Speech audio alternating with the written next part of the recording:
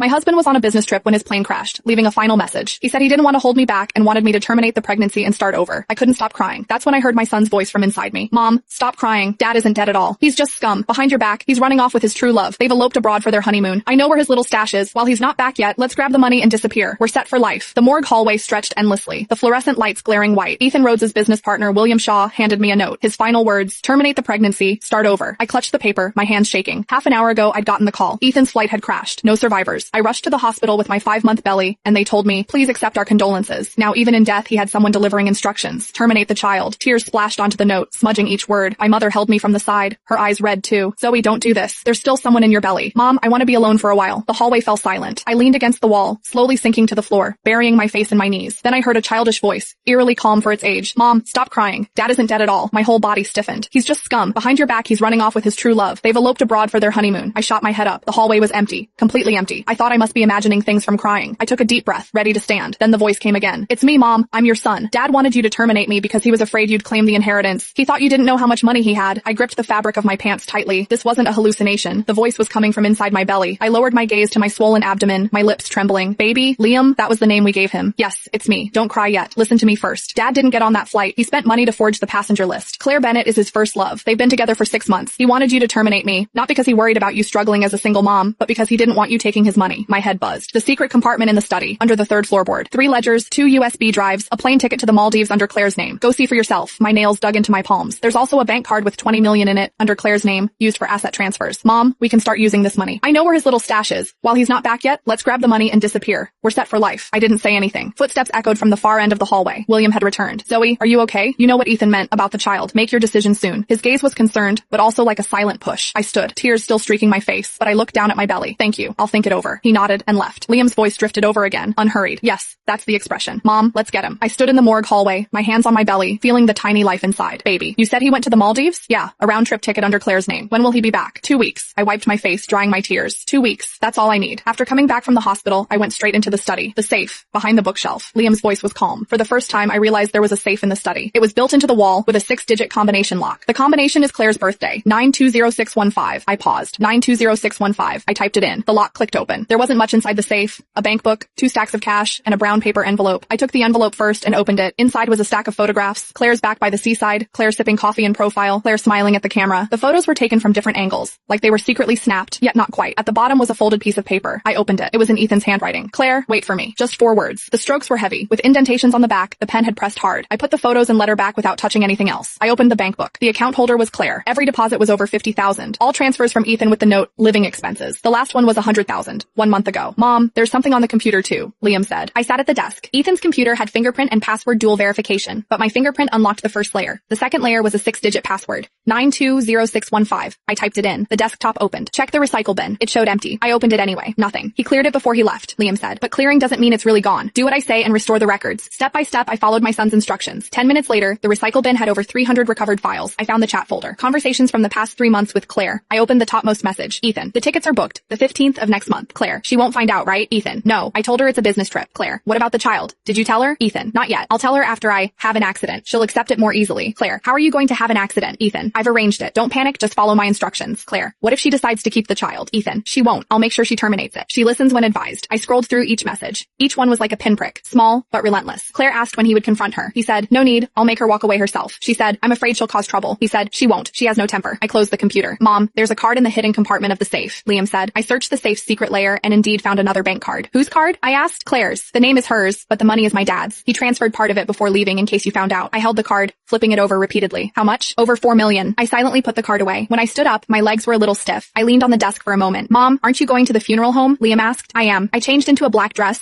No makeup. The woman in the mirror had red, swollen eyes and pale lips, looking exactly like a pregnant widow. Perfect. No acting needed. At the funeral home, the media were already waiting. Ethan's belongings were rolled out in a suitcase. A few clothes, a wallet, a passport. My hands shook as the staff handed me the suitcase. I recognized the clothes. A gray cashmere sweater, one I bought for him last winter. He had said at the time, too expensive, return it. And I said, it looks good on you. He kept it, but never wore it once. Now, this sweater, along with a man faking his death, had circled through the airport and returned to me. I hugged the suitcase, tears splashing onto the lid. Reporters crowded around, microphones shoved in my face. Mrs. Rhodes, is there anything you'd like to say to Mr. Rhodes? I opened my mouth, but nothing came out. My mother held me, crying as well. The relatives let out a mix of sighs and murmurs. I bent over, crying so hard I could barely stand. The photos made the evening news. Financial tycoon dies in plane crash. Pregnant wife collapses in tears. tears. When I got home, I closed the door, tossed the suitcase in the entryway, and leaned against the door. Liam's voice came from my belly. Mom, you really cried your eyes out today. Careful not to puff them up. I sighed. I'm really sad. That cashmere sweater, over $8,000 I spent on it. Mom, you're crying over a sweater? That's my money, over $8,000. Wish I hadn't bought it. Liam sounded speechless. Tomorrow we'll go find Dad's secret stash. All his assets, forget 8,000, at least 8 million. On the third day, William came to the door. He sat on the living room sofa, dressed in a suit, his expression heavy. I was in a wrinkled nightgown, hair unwashed for 3 days, my eyes swollen to slits. Zoe, about Ethan, we're all very saddened, but you know his final wishes. The longer you delay about the child, the worse it is for your health. I know, I said, head lowered, my voice trembling. I've arranged everything at the hospital. The procedure will be led by experts. There's minimal risk. I looked up at him, my eyes red-rimmed. Mr. Shaw, can I have some more time to think? He studied me for a few seconds, sighed, and stood up to leave. The moment the door closed, Liam's voice sounded, Mom, he's pushing you to terminate because Dad told him to. If the child is born, you get a share of the inheritance. If it's terminated, you walk away empty-handed. I know. Then why didn't you argue with him? Not the time yet. On the fourth day, I started making calls. Hello, Attorney Walker. This is Zoe, Ethan's wife. Yes, I'd like to consult about marital property. He was the best divorce lawyer in the city, and his voice lowered on the line. Mrs. Rhodes, is now a convenient time to talk? Yes, my husband is dead. Silence on the other end for 2 seconds. My condolences. I read him a list of all the assets I could trace under Ethan's name. After listening, he asked, are you sure that's everything? I'm not sure. That's why I'm consulting you. After hanging up, I contacted the banks and financial advisors. I didn't know most of Ethan's account passwords, but Liam did. Mom, the account he hid at Meridian Bank, the password is Claire's birthday. Just call and ask for the balance. The bank will give it to you. I picked up the phone, fingers hesitating. And his Porsche was financed. Don't take it. Let him pay it off himself. There's a house under his mother's name. You can't get that. But there's an apartment in Westwood, bought after the marriage under his name. You get half. How much is the apartment worth? Over $3 million at market value. Listed as a priority sale, 10,000 below market. It'll sell within a week. I listened and took notes. 17 items densely listed in my phone memo. Stocks, investments, deposits, property, each marked with instructions on what to do. On the 5th day, I went to Ethan's company to collect his belongings. William led me into Ethan's office. The door closed and faint voices whispered outside. Poor Mrs. Rhodes, coming here with her belly. I stood in front of Ethan's desk for a moment and picked up a photo frame. It was our wedding photo. He had his arm around my waist and I was smiling, eyes crinkled. I put the frame into a box, tears dropping. William lingered by the door, hesitant to speak. Zoe, about Ethan, if there's anything you need help with, just say so. Thank you, Mr. Shaw. I wiped my tears. Can I stay a little longer? Of course. I took 3 things from Ethan's office. Our wedding photo, a notebook he'd used for 5 years, and a pen he never used. I brought the box home and placed it by the bed. On the 6th night, I lay in bed, reviewing my phone notes from start to finish. 43 million, that was Liam's calculation. Mom, are you nervous? Not really. Your heart rate's at 110. A little. Don't worry. Everything you're doing is legal. It's only natural for a wife to inherit the marital property after her husband passes away. His fake crash is his matter. Transferring the assets is yours. No conflict. I rolled over, hands on my belly. Thank you, Liam. Liam paused for 2 seconds. Mom, don't say that. Wait until I win this for you before you thank me. 7 days ago, I was crying at the funeral home. 7 days later, all of Ethan's liquid assets were on their way to me. Liam's voice came from my belly, calm and steady. Mom, the Bennetts are coming tomorrow. I know. Are you ready? I touched my belly. Of course.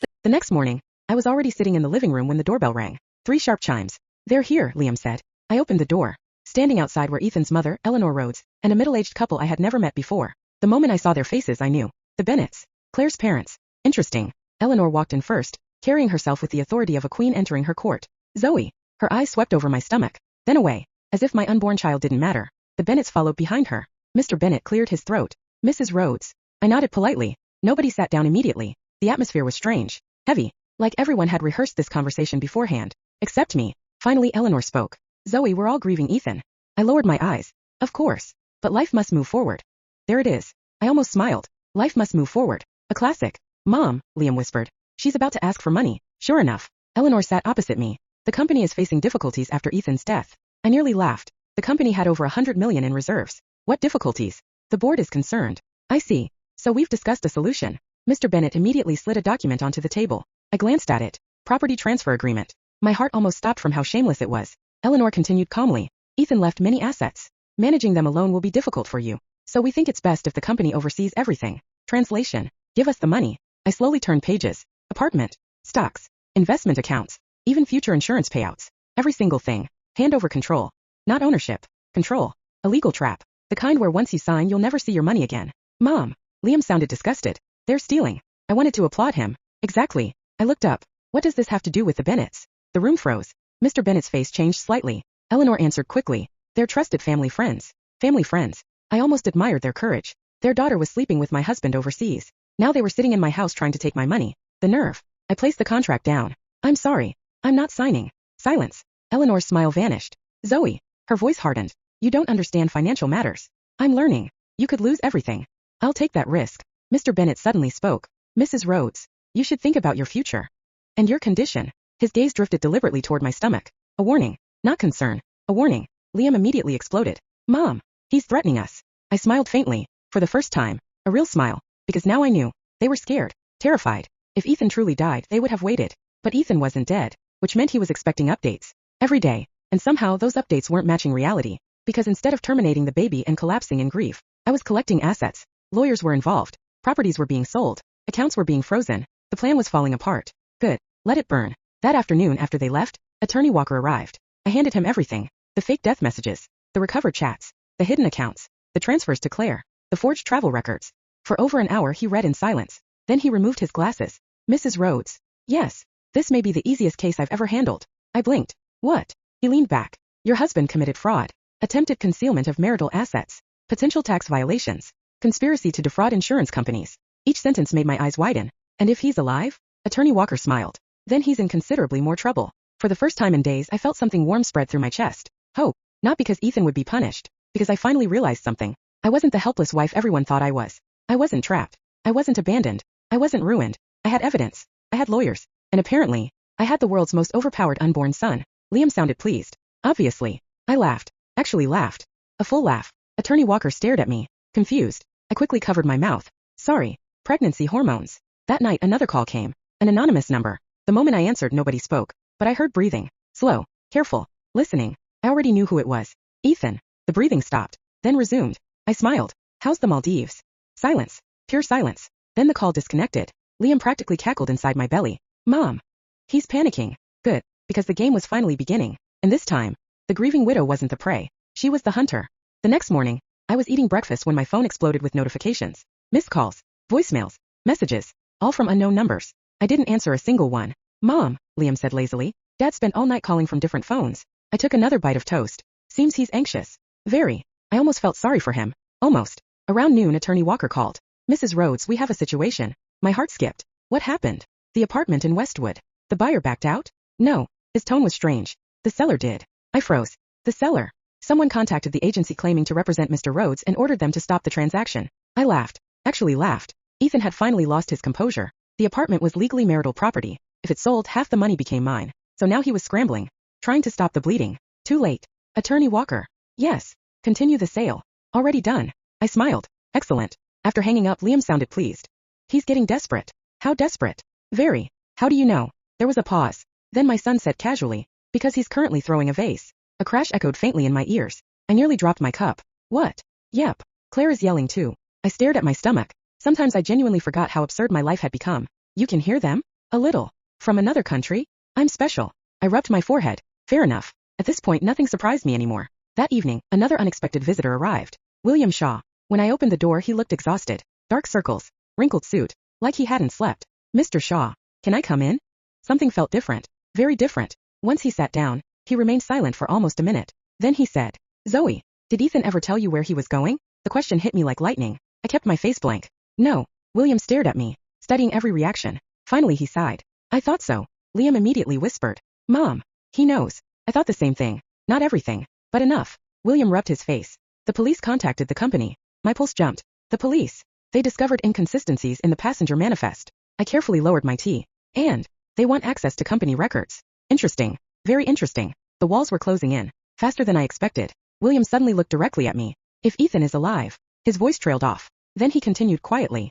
He's made a terrible mistake. For a second I saw genuine disappointment in his eyes. Not guilt. Not fear. Disappointment. Like a man watching his best friend destroy himself. Why are you telling me this? I asked. William gave a bitter laugh. Because I spent 15 years helping him build that company. His eyes lowered. And I don't recognize the person he's become. After he left, Liam stayed silent for a long time. Finally he spoke. Mom. What? I think Uncle William didn't know. I nodded. I think so too. The chats had shown Ethan discussing the fake death. But William's name never appeared once. Maybe Ethan hadn't trusted him enough. Or maybe Ethan knew William would have stopped him. Either way, William was no longer their ally, which meant Ethan was losing support. And losing support meant making mistakes. The biggest mistake came 3 days later. At exactly 2:17 a.m., my phone rang. This time I answered. Neither of us spoke. For several seconds there was only breathing. Then, Zoe. My grip tightened. Ethan. Alive. Very much alive. The voice I had mourned. The voice I had cried for. The voice I once loved. I knew it was you, I said calmly. Silence. Then, you've been moving money. Not how are you? Not how's the baby? Not I'm sorry. Money, of course. I almost laughed. Interesting first question for a dead man. The line went silent. Then his voice hardened. Stop selling the properties. No. Zoe. No. His breathing grew heavier. You don't understand what you're doing. Oh, I understand perfectly. I stood and walked toward the window. Moonlight spilled across the floor. You faked your death. Silence. You abandoned your pregnant wife. Silence. You forged documents. Silence. You transferred marital assets to your mistress. Silence. Each accusation landed like a hammer. Finally he snapped. You went through my computer. There it is. The confession. Clear as day. I smiled. Thank you.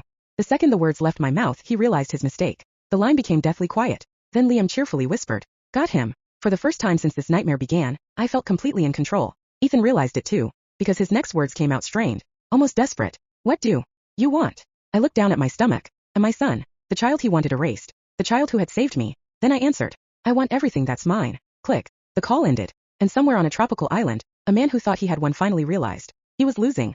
5 years later, the first time Ethan saw his son, Liam was standing on a stage, confident, bright-eyed, holding a tiny gold trophy almost as big as his torso. The banner behind him read, City Young Inventors Competition, first place. The auditorium erupted with applause. I sat in the front row, smiling as Liam waved enthusiastically. 5 years. 5 peaceful years. 5 years since Ethan's fake death had unraveled. 5 years since the police tracked him down. 5 years since Claire abandoned him the moment the money disappeared. 5 years since every hidden account, every fraudulent transfer, and every forged document had come to light. In the end, Ethan hadn't gotten away with anything. The divorce had been finalized. The courts had awarded me a substantial settlement. The fake death scheme had destroyed his reputation. His company board had removed him.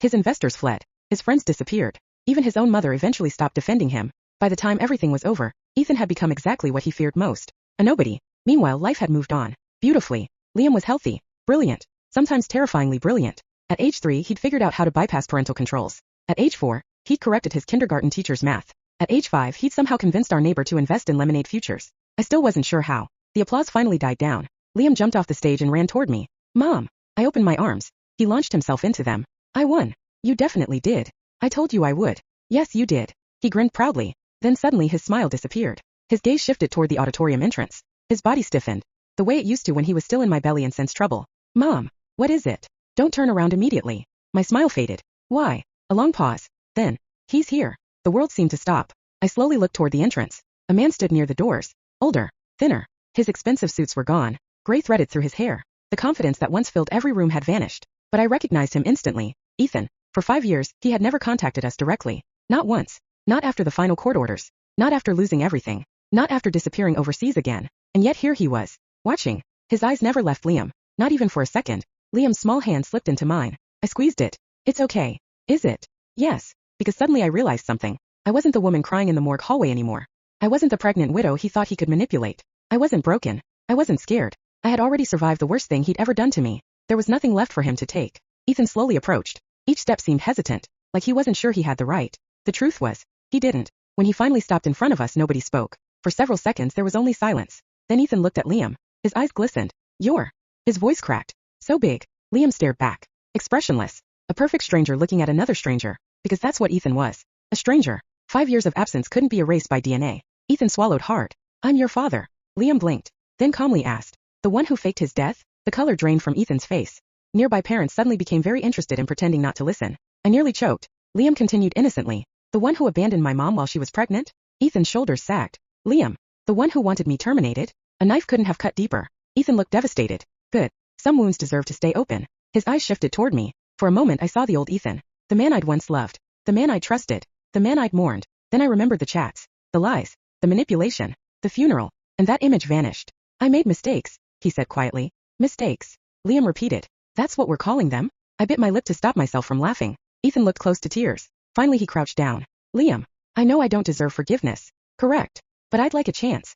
Liam considered him carefully. For a child, his gaze was remarkably calm. Then he asked, "Why?" Ethan froze. "Why what? Why do you want a chance now?" No answer came. Because there wasn't one. Not a good one. Not an honest one. The truth was simple. He hadn't come because Liam needed a father. He came because he had finally realized what he lost. There was a difference. And Liam understood it. Even at 5 years old. Finally Ethan whispered, "I regret it." Liam nodded. "I believe you." Hope flickered across Ethan's face. Then Liam finished. "But regret belongs to you." The hope vanished. "My life is mine. My mom's life is hers. You don't get them back just because you're sorry." The auditorium fell silent. Even the nearby parents had stopped pretending. Ethan looked like a man watching a door close forever. Slowly, permanently, Liam stepped closer to me and took my hand. Then he smiled. A bright, happy smile. The kind Ethan had never seen before. Because he hadn't been there to earn it. "Mom." "Yes. I'm hungry." I laughed. Again. Winning makes me hungry. Fair point. Without another word we turned and walked away together. Neither of us looked back. But before we reached the exit, Liam squeezed my hand. Mom. Do you regret marrying him? I thought about it for a moment. Then I looked down at my son, at the best thing that had ever come from the worst mistake of my life, and I smiled. No. Liam grinned. Good. Because then I wouldn't exist. Together we walked into the sunlight, leaving Ethan standing alone behind us, exactly where his own choices had put him. Ethan stood in the empty auditorium long after Zoe and Liam left. The applause had faded. The parents were gone. The lights were being switched off one by one, yet he remained frozen in place. Liam's words echoed endlessly in his head. Regret belongs to you. You don't get us back just because you're sorry. For the first time in years, Ethan truly understood something. He had spent 5 years believing he was the victim of one mistake, one bad decision, one plan that went wrong. But standing there alone, he finally realized the truth. It had never been one mistake. It had been hundreds, thousands. Every lie, every betrayal, every selfish choice. Brick by brick, he had built the prison around himself. And now there was no way out. The real collapse began 6 months later. The government reopened several financial investigations connected to his former company. Evidence from old lawsuits resurfaced. Former executives started cooperating. People Ethan once protected suddenly began protecting themselves instead. And to save themselves, they handed over everything. Emails, messages, financial records, witness statements. Some of those records dated back years before the fake death scheme. Things Ethan thought had been buried forever. Things he thought nobody would ever find. He was wrong. Very wrong. One by one lawsuits arrived. Then more. Then even more. Every week seemed to bring another court summons. Another frozen account. Another creditor. Another judgment. His remaining properties disappeared. His investments vanished. His savings were consumed by legal fees. The luxury cars were repossessed. The watches were sold. The vacation homes were seized. Everything went. Everything. Claire left first. Of course she did. The woman Ethan had destroyed his family for lasted exactly as long as the money did. When the final account was frozen, she packed her bags. According to mutual acquaintances, their final argument lasted 3 hours. Claire screamed that he had ruined her life. Ethan shouted that he had ruined his own. Neither was wrong. She left that night and never came back. Years later she married someone else. Ethan received no invitation. His mother left next. Not physically. Emotionally. For years Eleanor defended him. Made excuses. Blamed Zoe. Blamed circumstances. Blamed everyone except her son. Until one day she visited Liam's school event from a distance. Just once. She watched Zoe laughing with Liam. Watched how happy they were. Watched the life her son had thrown away. Then she finally stopped defending him. After that, Ethan's calls became shorter. Less frequent. Eventually she stopped answering altogether. The last thing she ever told him was, "You had everything." And then she hung up. 10 years passed. Then 15. Then 20. The once famous businessman became a man nobody recognized. His name disappeared from magazines. Disappeared from business conferences. Disappeared from public memory. New companies rose. New billionaires emerged. Nobody talked about Ethan Rhodes anymore. Except occasionally as a cautionary tale. A footnote. A warning. Meanwhile Liam flourished. Top universities competed for him. Research institutions wanted him. Companies offered him absurd amounts of money before graduation. Every achievement seemed larger than the last. Every success appeared in the news. And every article mentioned one thing. Raised by single mother Zoe Rhodes. Never Ethan. Never once. When Ethan turned 68, he lived alone in a small apartment. Not terrible. Not luxurious. Just ordinary. Painfully ordinary. The kind of life he once looked down on. His health had begun failing. His knees hurt. His back hurt. His eyesight worsened. The phone rarely rang. No wife. No partner. No children. No grandchildren. Nobody waiting for him. Nobody needing him. Nobody loving him. Only silence. Endless silence. One winter afternoon he sat by the window reading the newspaper. And there he saw it. A full-page feature. Liam. Older now. Successful. Confident. Standing beside Zoe at an award ceremony. The headline read, "Innovator of the Year honors mother who sacrificed everything." Beneath it was a quote. A simple quote. From Liam. "Every good thing in my life started with my mother." Ethan stared at those words for a very long time. Hours perhaps. Until the room grew dark. Because once again he understood something. There had been a place beside them. A seat at every birthday. Every school play. Every graduation. Every celebration. Every ordinary Tuesday. A lifetime of moments. All of them his. Once. And he traded them away. For greed. For selfishness. For a fantasy that didn't even last a year. Years later when Ethan finally died the news barely spread. No reporters came. No cameras waited outside. No dramatic headlines appeared. The funeral was small. Quiet. Forgettable. A handful of distant acquaintances attended. Most left within 30 minutes. There were no flowers from Claire. No heartfelt speeches. No grieving family. No son standing beside the casket. No grandson carrying his photo. Nothing. Only a name on a stone. And a life reduced to a date. A week later, Zoe and Liam visited the cemetery. Not out of grief. Not out of obligation. Simply for closure. The wind moved softly through the trees. Liam stood silently before the grave. Then looked down at the inscription. For a long moment neither spoke. Finally Zoe asked, "Do you hate him?" Liam thought about it. Then shook his head. "No. Not anymore." He looked at the grave one last time. "I just think it's sad. Because in the end, Ethan Rhodes had achieved exactly what he feared all those years ago. He lost everything. Not his money. Not his company. Not his reputation. Those were only things. What he truly lost was the one thing he could never buy back. The people who once loved him. And that was a loss no fortune in the world could ever repair." Together, mother and son turned and walked away. Neither looked back. The grave remained behind them, silent and alone. just like the man buried beneath it.